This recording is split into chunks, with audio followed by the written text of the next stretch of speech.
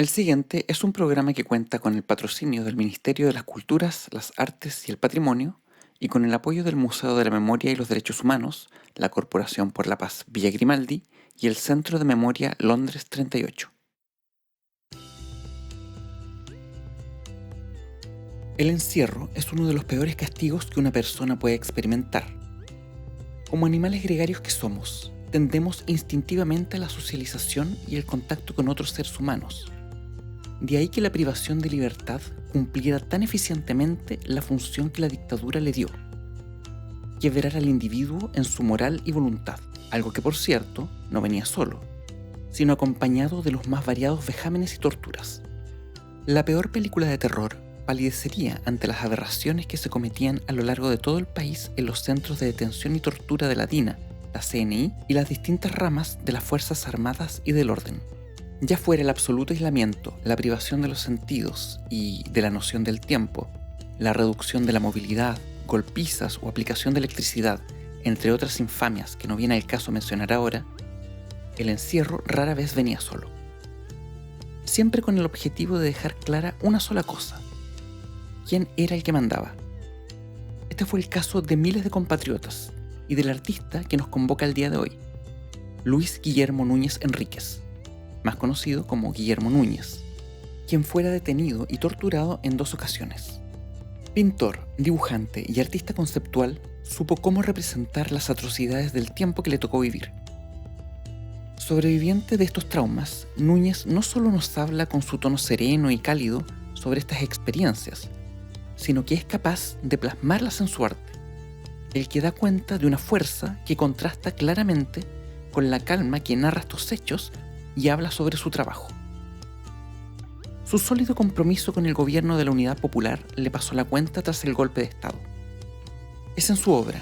inspirada en gran parte por las luchas sociales como militante activo durante el gobierno de Allende y posteriormente sus detenciones políticas, las que intenta encarnar en los trabajos que hoy veremos. Obras que fluctúan desde la colorida alegría y emoción por haber sido parte del triunfo electoral en 1970 hasta el terror, la impotencia y la vulnerabilidad que pueden causar en alguien la violación de sus derechos humanos. Acompáñenme a revisar la obra de este artista, quien pudo transformar su resiliencia en un arte que nos habla de la libertad, del drama que significa perderla y de cómo ni la tortura ni el exilio pudieron quebrar el espíritu de alguien cuyo compromiso político y social se mantiene al día de hoy tanto o más firme que las amarras que alguna vez lo sujetaron.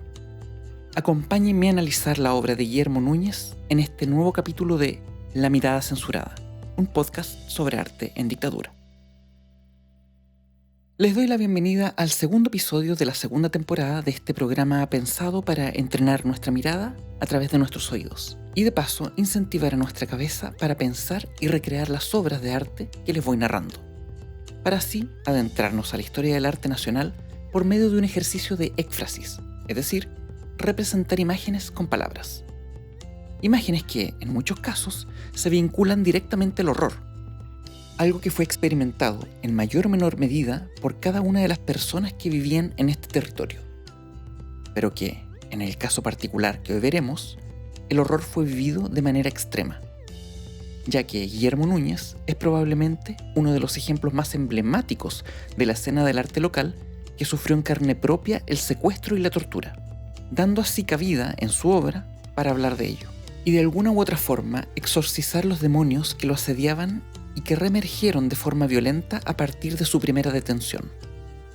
Y digo reemergieron porque hay que hacer notar que la pintura de Guillermo Núñez tampoco se caracterizaba por ser la más alegre, colorida y esperanzadora. Si uno revisa la producción del artista desde los años 60, que es la década en donde se termina por dedicar a la pintura con exclusividad,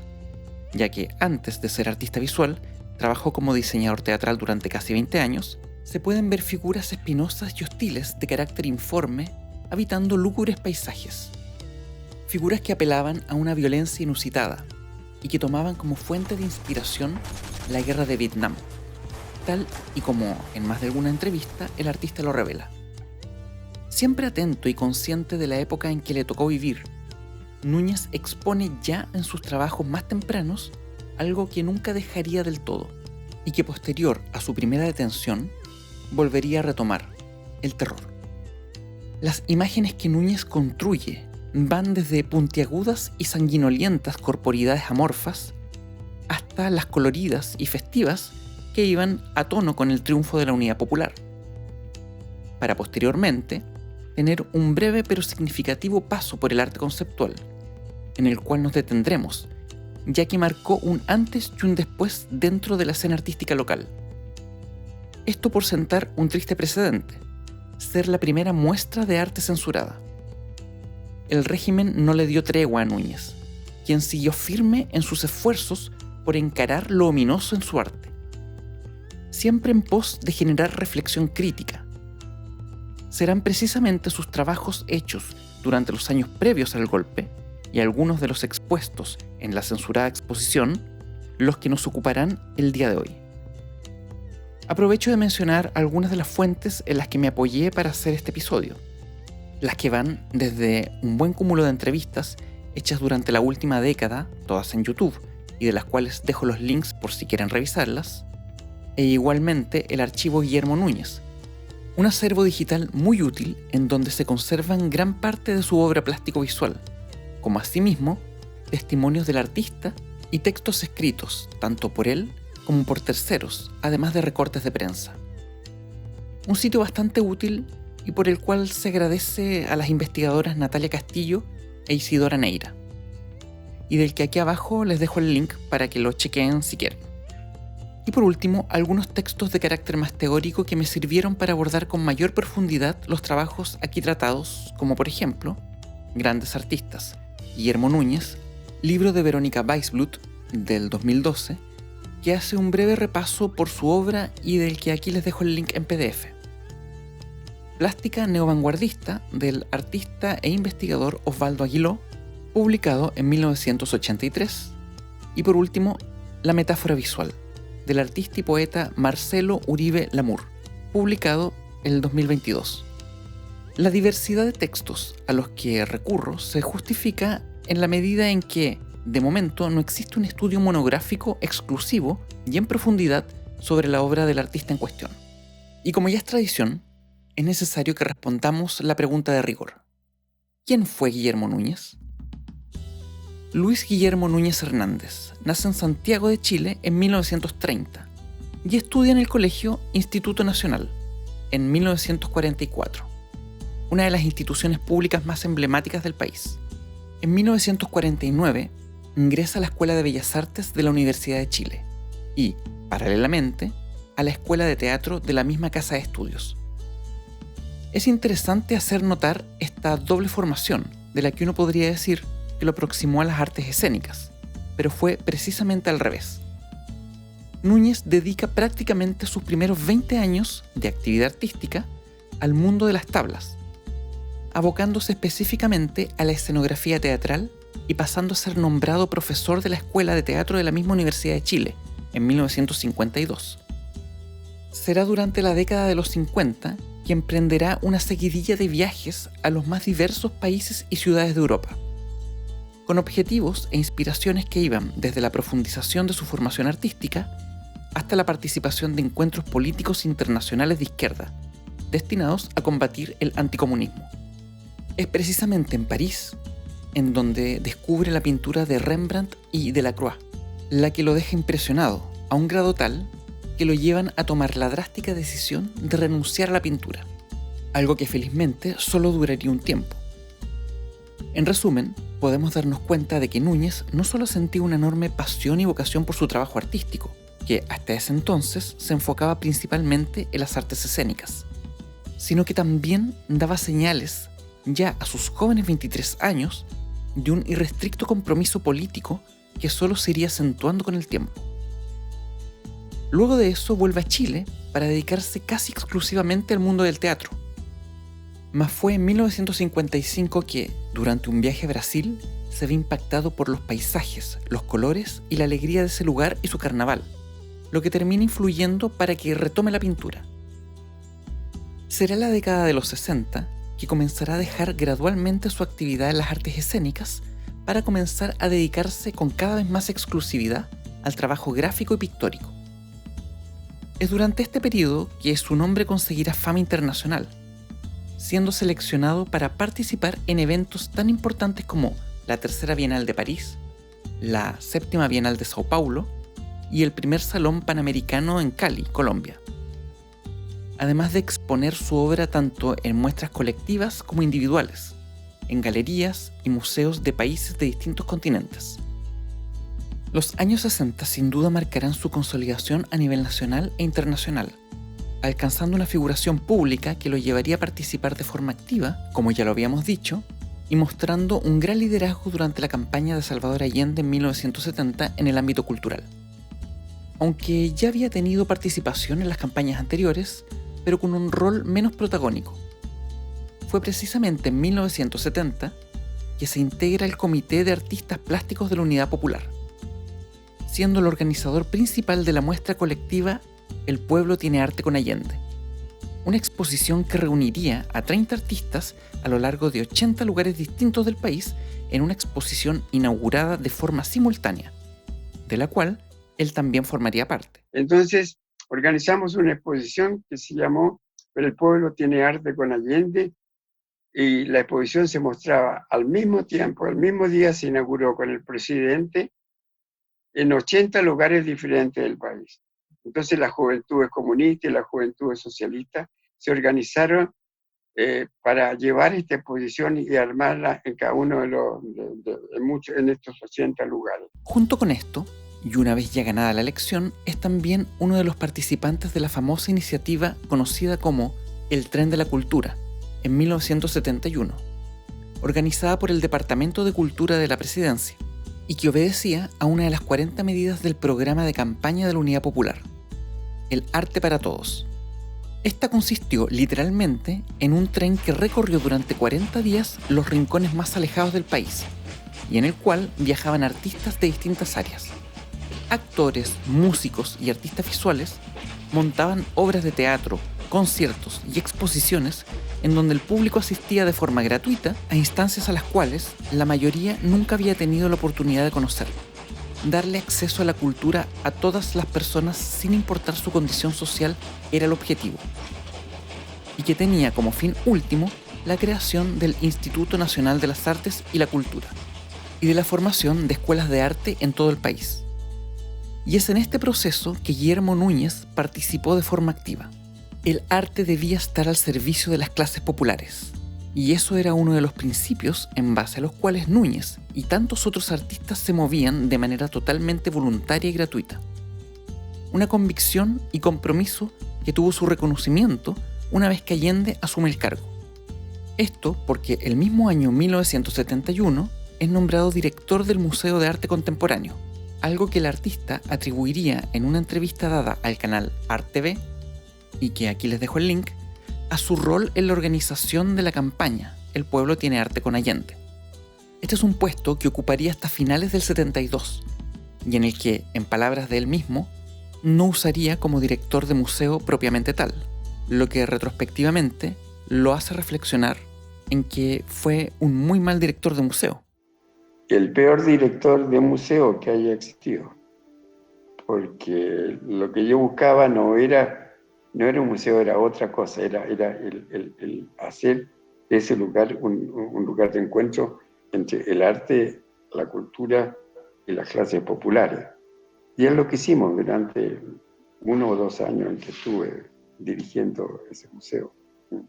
Sin embargo, lo que le interesaba no era posicionar el museo desde la clásica institución destinada a contener, comillas, objetos sagrados, dignos de contemplación,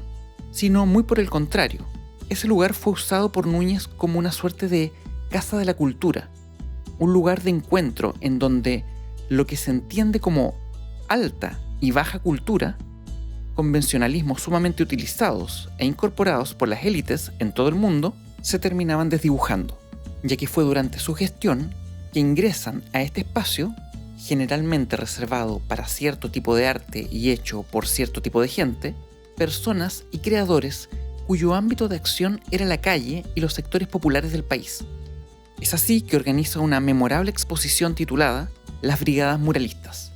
colectivos de artistas de los cuales ya hablamos en el primer episodio de la temporada anterior. Allí yo hice una exposición de las brigadas muralistas y que fue considerada en un momento determinado, incluso por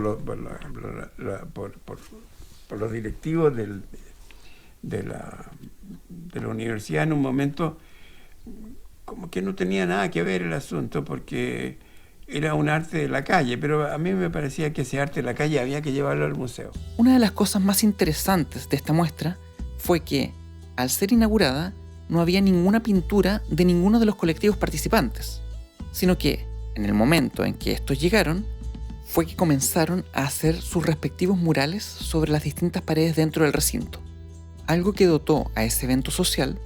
una inauguración de arte siempre tan llenas de glamour y de pompa, en un encuentro directo con los artistas, en tanto trabajadores que ejecutan un oficio, convirtiendo el espacio expositivo en un espacio de trabajo, es decir, en un taller. Otras muestras importantes realizadas durante la gestión de Núñez fueron las 40 medidas de la Unidad Popular, en donde grupos de artistas elegían algunas de estas medidas y las plasmaban visualmente. O la muestra de grabados de La Granja, en la que pobladores de esta comuna de Santiago, La Granja, mostraron sus grabados mayoritariamente en madera, dándoles cabida en un espacio que nunca habrían podido llegar con una administración más conservadora. Para Guillermo Núñez, el sentido de lo popular era fundamental en el arte, dado que era el elemento que podía hacer una diferencia en la sociedad, destrabar las barreras de clase, en un entorno altamente clasista y segregador como lo era una institución como el museo. Era en gran medida el objetivo que nuestro artista se propuso durante su dirección. Eso sí, cabe decir que durante todo este periodo apenas pudo tomar un pincel para poder pintar algo. Luego de dejar esa función, tuvo uno de sus encargos más importantes: colaborar con la ornamentación del edificio UNTAC III, o UNTAC III, actual Centro Cultural Gabriela Mistral, destinado a albergar la tercera conferencia de las Naciones Unidas para el Comercio y el Desarrollo. En esta empresa participaron muchísimos artistas nacionales, cuyas obras, después del golpe, fueron destruidas en su mayoría, cuando la Junta Militar se toma el edificio como sede de gobierno luego de bombardear la moneda. Una vez derrocado el gobierno de Allende el 11 de septiembre, y recién convaleciente de un infarto cardíaco que lo tuvo 3 meses en reposo, trabaja en una exposición que nunca pudo llevar a cabo, dado lo acontecido. Es tomado detenido en su casa el 4 de mayo y permanece con los ojos vendados día y noche hasta su liberación, el 9 de octubre, fecha en que es dejado en libertad condicional. Luego de eso, el terror nunca lo dejaría del todo, e intentaría siempre, de alguna u otra manera, reponerse a través de su arte. Es después de esta experiencia que Núñez tiene un giro conceptual en su trabajo, es decir, comienza a utilizar objetos ajenos al mundo del arte y los resignifica, dándole un sentido cuya profundidad puede tener más de una capa. Ese fue el caso de una de sus exposiciones más recordadas, y que dentro de unos instantes revisaremos: Esculturas y pinturas en el Centro Cultural Chileno-Francés, a cargo de la Embajada de Francia, y la cual es inaugurada el 20 de marzo de 1975 y clausurada a la mañana siguiente. Luego de eso, Núñez es tomado nuevamente prisionero. Durante 20 días se desconoce su paradero, hasta que finalmente logran dar con él. Una vez que es dejado en libertad, el 30 de julio de ese año, se le otorga un pasaporte con un timbre que decía válido solo para salir del país, y debe irse directamente al aeropuerto, en donde lo estaba esperando la que hasta el día de hoy es su compañera, la escritora Soledad Bianchi. Partirán a Francia a un largo exilio de 12 años, para solo retornar en 1987 definitivamente. Durante todo ese periodo, colaborará de forma enérgica de la oposición al régimen de Pinochet en el extranjero, con diversas exposiciones y protestas. Ya en los años 90, participará como jurado de un sinnúmero de muestras, tanto nacionales como internacionales, al tiempo que sigue pintando. Finalmente, en el año 2007, será reconocido con el Premio Nacional de Artes Visuales, máximo galardón otorgado a quienes han contribuido de manera significativa a esta disciplina en el país. Actualmente vive junto a su esposa Soledad y aún a sus 93 años sigue activo sin parar de pintar un solo día. Y bien, comencemos con lo que podríamos entender como el plato de fondo de este podcast, el análisis de obra propiamente tal. Aprovecho de aclarar nuevamente que solo veremos una pequeña muestra de toda la producción de este artista, quien es particularmente prolífico. Junto con esto, es interesante hacer notar que las obras de Núñez son sumamente variadas en cuanto a lo estilístico, es decir, en cuanto a los estilos por los que transita a lo largo de los años. Obras que por lo general son de carácter bidimensional y que van desde pintura, dibujo y serigrafía, pero que también incursiona brevemente en lo que puede entenderse como arte objetual, una corriente del arte de la que ya habíamos hablado en el episodio de Catalina Parra, que consiste básicamente en incorporar objetos ajenos al mundo del arte y dotarlos de un significado que va más allá de su mera función. Y es una práctica que se puede rastrear hacia principios del siglo XX, algo que ya veremos en su momento. Por ahora, quisiera partir con una obra que lleva por título Desármelo y bótelo, peligroso juguete móvil para uso antipopular, de la que les dejo el link abajo para que la vean cuando puedan, ya que no está dentro del archivo mencionado. Una figura serigrafiada de 78 por 58 centímetros, expuesta en la mencionada exposición El pueblo tiene arte con Allende. Esta consistía en la silueta de un policía arrojando una granada lacrimógena en una de sus manos y un garrote en la otra, y tras él había dos círculos concéntricos azules y rojos que emulaban una suerte de diana de tiro al blanco, todo esto sobre papel blanco. El personaje estaba vestido con toda la indumentaria propia de los escuadrones antidisturbios, como un casco, bototos, cartuchera y revólver, y la figura del policía era de color negro completa. Sin embargo, si uno miraba la obra con detención, podía notar que dicha figura estaba formada por partes segmentadas, es decir, que su torso y cabeza no estaban unidas a sus cuatro extremidades. Y, si observamos con aún más detalle, nos daremos cuenta de que, en las zonas de unión entre extremidades y troncos, habían unos pequeños puntos blancos, los que se asemejaban a diminutos orificios, dando a entender y eludiendo que dicha figura emulaba a uno de esos típicos juguetes móviles para niños que colgaban en la pared, y estaban formados por partes separadas, pero unidos por un solo cordón en su reverso, el que, al jalarlo hacia abajo, movía sus brazos y piernas, es decir, una suerte de títere o monigote. Junto con esta versión, había otra con el mismo diseño, sino como un verdadero juguete de cartón que la gente podía manipular tirando del cordón y que fue expuesto junto con la otra versión recién mencionada. El título de la pieza era un claro juego de palabras que hacía alusión al Grupo Móvil, nombre que recibía en aquel entonces los escuadrones antidisturbios, posteriormente conocidos como Fuerzas Especiales. Efectivamente, el mensaje que el artista quería entregar estaba cargado de ironía y se complementaba y potenciaba de forma evidente con el título de la obra, la que partía dando una instrucción: desármelo y bótelo, para continuar con una advertencia: peligroso juguete móvil,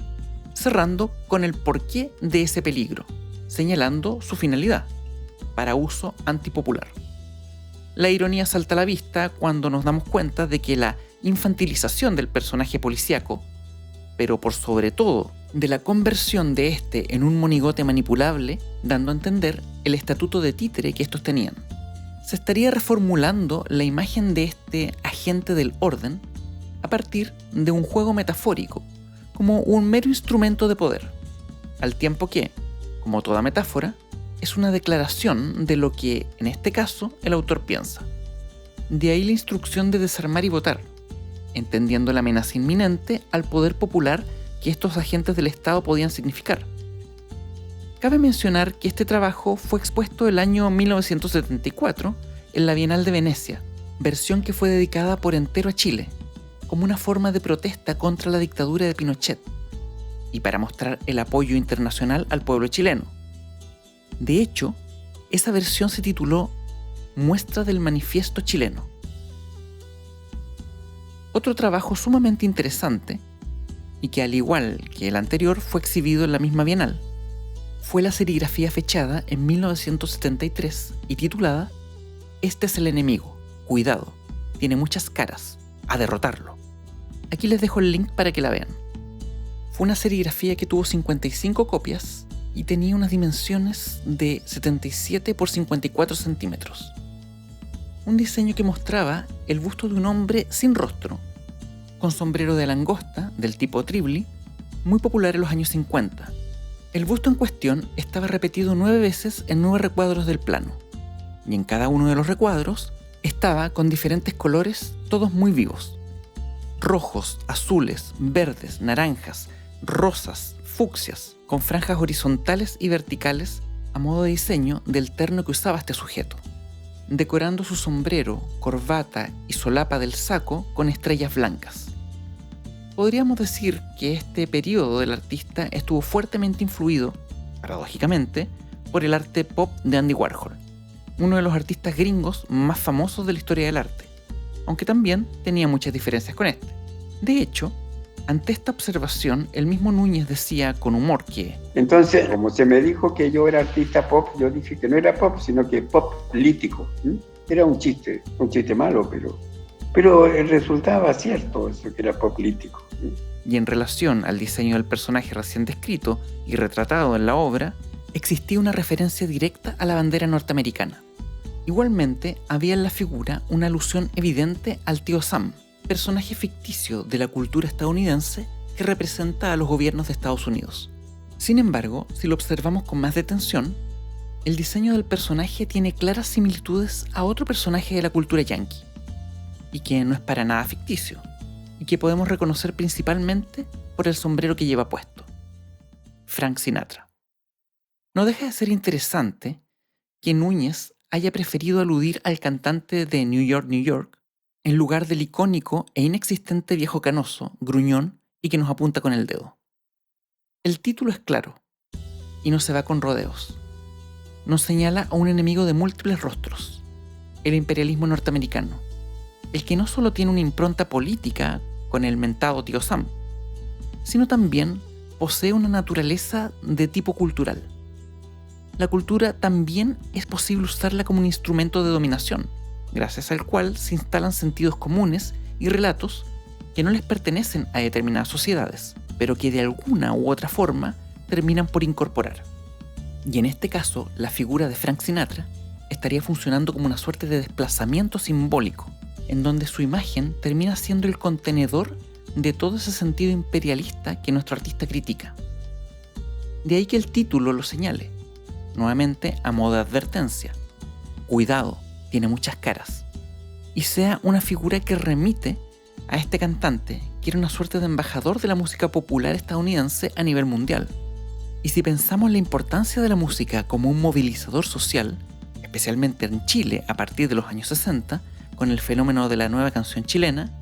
la que trabajaba tópicos de carácter social, rescatando ritmos e instrumentos oriundos de la región, nos podemos dar cuenta de cuál es la fibra que Núñez quería tocar en ese trabajo. Sobre todo si consideramos las temáticas banales y ajenas a la realidad nacional que Sinatra abordaba en sus canciones. Como ya lo dije, la cultura es otro campo de batalla, y es en base a esta que se construyen relatos que inspiran moralmente y movilizan a las masas. Siguiendo con nuestro análisis, me gustaría terminar con una última obra que, más que una obra singular, es una exposición que contiene muchas piezas, pero de las cuales analizaremos solo un par. Hablo de Esculturas y Pinturas, inaugurada el 20 de marzo de 1975 en el Instituto Chileno Francés de Cultura y clausurada a la mañana siguiente, es decir, no alcanzó a durar 24 horas abierta. Como dije en la introducción, esta fue una exposición que llevó a que Núñez fuera tomado prisionero nuevamente al día siguiente de la inauguración. Estuvo desaparecido por 20 días para luego solo saber que sus paraderos fueron los centros de detención y tortura Tres Álamos, para luego ser trasladado a Villa Grimaldi, posteriormente es llevado a Cuatro Álamos y finalmente a Puchuncaví, en donde realizaría en un cuaderno de páginas negras su serie más tétrica y desgarradora, en donde uno pareciera ver a seres monstruosos que se mezclan con los cuerpos de aquellos que devoran, y lo pueden ver en el archivo. Ahora, volviendo a la exposición del Instituto Chileno Francés, podemos decir que fue inspirada absolutamente luego de vivir su primer encierro en el 74, durante 6 meses. La muestra estaba constituida por fotografías, trabajos serigráficos y por objetos intervenidos de diferentes modos, los cuales todos tenían una característica común: estaban enjaulados. De ahí que a esa muestra se le conozca como la exposición de las jaulas. Hay que decir que luego de la clausura de la exposición, la prensa obviamente no iba a perder oportunidad de abordar la noticia de manera tendenciosa, y pueden revisar los artículos siguientes en el archivo de Guillermo Núñez. El mejor ejemplo de ello lo vemos en un brevísimo y mezquino recuadro de aproximadamente 60 palabras de la revista Arcilla, en la que comparte Plana en la sección de Datos, la que incorporaba eventos muy misceláneos. El artículo en cuestión se titulaba, no sin una cruel sorna, Exposición de un día, y tenía un tono burlesco para con el Centro Cultural Chileno-Francés, refiriéndose a las iniciativas de este como una amplia ofensiva, sin aclarar contra qué, para luego, en el segundo párrafo, hablar de la desaparición del artista, señalando que no ha sido encontrado y su familia pidió una investigación al respecto. Recordemos que dicha publicación era abiertamente de derecha, y por lo mismo no es de extrañar el cinismo que denota. Cabe destacar que el mencionado artículo fue publicado con fecha 2 de abril y obviamente no tiene autor. Afortunadamente los medios internacionales fueron más justos y dieron mucha más cobertura a lo acontecido, centrándose en la desaparición de Núñez e incluso llamando a hacer campaña en algunas embajadas para su liberación. Tal fue el caso del periódico canadiense Pacific Tribune, con una nota publicada el 9 de mayo del 75 titulado Life of Núñez in Danger, o el caso de la revista argentina Crisis, en una columna titulada Arte y Castigo, publicada en junio del 75, la que, junto con tomarse el tiempo para hacer una breve reseña de las obras presentadas, además incorporaba información importante sobre la responsabilidad de la policía en la desaparición del artista, señalando que los mismos agentes le revelaron al director del instituto que el día de la inauguración se infiltraron y tomaron fotos y grabaciones de las conversaciones que ahí hubo. Además de esto, la nota hace referencia a la situación inédita de censura, que, hasta entonces, no se había dado de esa forma. Es decir que, una exposición que recurría netamente a recursos alegóricos y metafóricos fue clausurada. En otras palabras, una exposición en donde los motivos artísticos no eran ni explícitos ni panfletarios, ni mucho menos ofensivos, fuera censurada, marcaba un antes y un después. Lo que, según Osvaldo Aguiló en su libro Plástica Neovanguardista, señala que este hecho pudo haber propiciado que el medio artístico, en lo sucesivo, tendiera a, comillas, encerrar en forma aún más alegóricas sus proposiciones artísticas, o lo que en otras palabras significaba que tendieran a encriptar todavía más los mensajes de sus obras. Bien, hay que decir que la exposición fue compuesta de varios objetos y fotografías, las que por cuestiones de tiempo solo me centraré en 3 de las obras, tal y como lo hice en su momento con Catalina Parra. La primera de ellas será llamada Objeto o Obji-Gioconda. ¿Qué hacer con Leonardo? La que consistía en una pajarera o jaula de pájaros con estructura de madera y rejilla de alambre de aproximadamente unos 30 centímetros cúbicos, dentro de la cual colocó 2 cilindros, uno de pie y el otro acostado, que tenían impresa en blanco y negro la cara de la Mona Lisa. El mensaje era bastante claro, dado que, al hacer referencia a la pintura más famosa de la historia del arte, inevitablemente se está refiriendo al arte en general, lo que podría entenderse como una suerte de sinécdoque. Una figura retórica que consiste en designar la parte por el todo, es decir, que aquí la Mona Lisa, por ser la pintura icónica de la historia del arte, estaría, por así decirlo, representando a todo el arte, el que vemos aquí encerrado, aludiendo de forma clara, pero metafóricamente, al contexto de encierro que le había tocado vivir el año anterior durante 6 meses, pero que al mismo tiempo refería al encierro al que todos los chilenos y chilenas estuvieron sometidos. Algo similar ocurría con las otras jaulas de las que quisiera hablar. Una consistía igualmente en una jaula con fotos de Violeta Parra, aludiendo de esta forma no solo a la coerción que sufrían las artes visuales, sino las musicales también. De ahí que, en otra de estas pequeñas celdas, encerrara una mano azul, aparentemente de cartón, que alcanzaba a sacar sus toscos dedos a través de los barrotes. Esta era un homenaje a Víctor Jara, quien 2 años antes había sido torturado y asesinado. La cultura en todas sus manifestaciones estaba siendo atacada, y Núñez no podía callárselo. Había, además, objetos que no necesariamente hacían referencia al mundo del arte, como por ejemplo una marraqueta, típico pan chileno, en donde la privación al alimento era el punto a tocar, algo de lo cual ya habíamos hablado en el capítulo del CADA. Esta pieza en particular tenía como título Objodido, aquí y en la quebrada del Ají, y era un juego de palabras entre la palabra objeto y jodido, para luego citar ese refrán popular que tenemos en Chile cuando algo ocurre en todas partes de la misma manera. Esto pasa aquí y en la quebrada del Ají, se suele decir. Los objetos e imágenes que conforman esta muestra eran muchos. Sin embargo, la mayoría seguía la misma lógica de encierro dentro de jaulas. Incluso había jaulas vacías amarradas con sogas, o hasta su propia cabeza enjaulada, la que mostraba en una de las fotos expuestas, además de una obra llamada Corbata con rayas azules, blancas y rojas, en una clara referencia a la bandera chilena, pero la que presentaba invertida, cual horca esperando al condenado, advirtiéndonos que no solo fueron los militares los responsables de la tragedia, sino aquellos civiles, de cuello y corbata, en otras palabras, las élites. De ahí que esta haya sido una dictadura civil-militar. La idea de esta exposición, según cuenta Núñez, surgió a raíz de que luego de su primer encierro en el 74,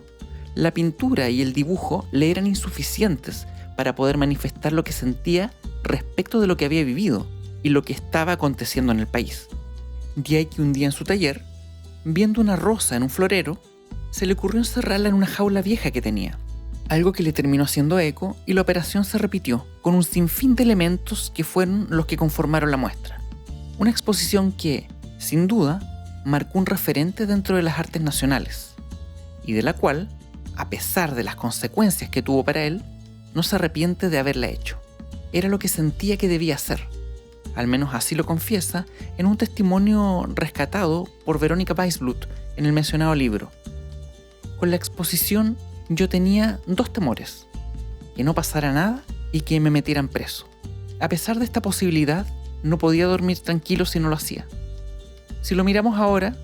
puede haber sido responsable, provocador. Han pasado los años y uno se ha ido edulcorando, pero en ese momento era vital, sobre todo porque sabía que había otros que estaban presos y yo estaba libre. La vida de Guillermo Núñez ha sido una de las más intensas de las que hasta ahora nos ha tocado revisar en este programa. De la misma manera, su obra no es más que un reflejo de los eventos vividos, insertos de modo protagónico en la historia nacional y empapados de luchas, alegrías, traumas e injusticias. Su trabajo ha sabido encarnar y convertir la experiencia individual en experiencia colectiva. No solo al retratar el dolor y el miedo que, por aquel entonces, el grueso de los chilenos y chilenas compartían, sino por su propia actitud política en los momentos en que le tocó ejercer un cargo de responsabilidad, como fue el caso de la dirección del Museo de Arte Contemporáneo. Fiel a sus convicciones, intentó borrar las barreras de clase que, en los espacios culturales, suelen acentuarse todavía más, cuestionando no solo el estatus de las instituciones, sino del mismo arte como algo elevado y ajeno al pueblo. Su trabajo artístico no solo podía considerarse como un arte político, sino también dentro de lo que se entiende como la utilización política del arte, específicamente durante los años de la Unidad Popular, al hacer de este una herramienta de concientización e integración de los distintos sectores de la sociedad. De ahí que su trabajo visual tenga esa potencia y vigencia que, hasta el día de hoy, nos hace sentido cuando lo vemos, dado que por medio de grabados, dibujos, pinturas y juegos objetuales lo podemos entender como un registro emotivo de un periodo crítico de nuestra historia. Aún con el pasar de los años, la lucidez de Núñez, lejos de eclipsarse, no hace más que seguir atenta a los hechos que acontecen en la realidad política del país, haciéndose parte de estos desde su trinchera, el arte, motivo por el cual quiso colaborar, por ejemplo, con el diseño de afiches para los plebiscitos constitucionales que apoyaban una constitución que resguardara el medio ambiente. Consciente de la crisis climática, al igual que las nuevas generaciones, podríamos decir que Núñez, tal y como dice el dicho, más que acumular años, acumula juventud. Y bien, esperando que les haya gustado este episodio, me despido deseándoles lo mejor y nos escuchamos en una próxima edición. Un gran abrazo y que estén muy bien. Quisiera agradecer encarecidamente a Leonardo Ramela, ingeniero, sonidista y músico, productor y editor del podcast, y a quien pueden escuchar en su canal de YouTube. A Damián Jones, músico, compositor y autor de las envolventes melodías que aquí pudieron escuchar, y a quien pueden seguir en todas sus redes sociales como Damián Jones. Y finalmente, un agradecimiento especial a Yasmín Fabris, diseñadora y autora de la gráfica que le da imagen a este podcast. Sin su ayuda, este proyecto no habría sido posible. Por todo ello, mil gracias. Y recuerden que me pueden seguir en Instagram, Facebook y Twitter como La Mirada Censurada para enterarse de los próximos episodios.